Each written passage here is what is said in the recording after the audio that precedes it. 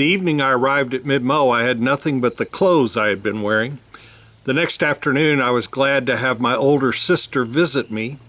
She had suspended her psychology practice in Seattle to care for my wife and 10-year-old son, meet with our church, and support me. I was relieved to hear her say she brought a suitcase with things I would need in my quarantine. I went to the charge nurse and told her my sister had brought my suitcase. She made a phone call and said, "It's not in the room yet, check back later." Later, I checked back. The nurse dialed the number and said, "There's no suitcase in the room.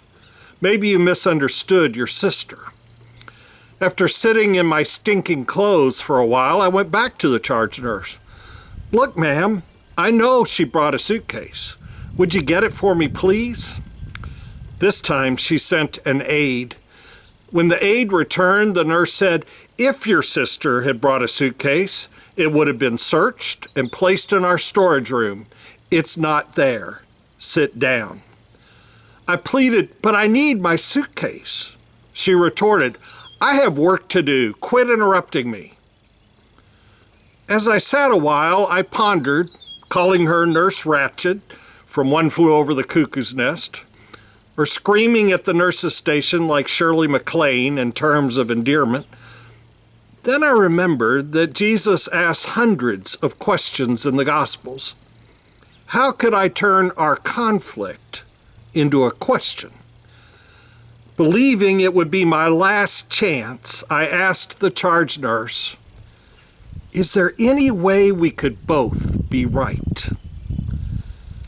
Her silent stare turned from frustration to pondering, and she dialed a different phone number and said, "Your suitcase was put on the wrong floor."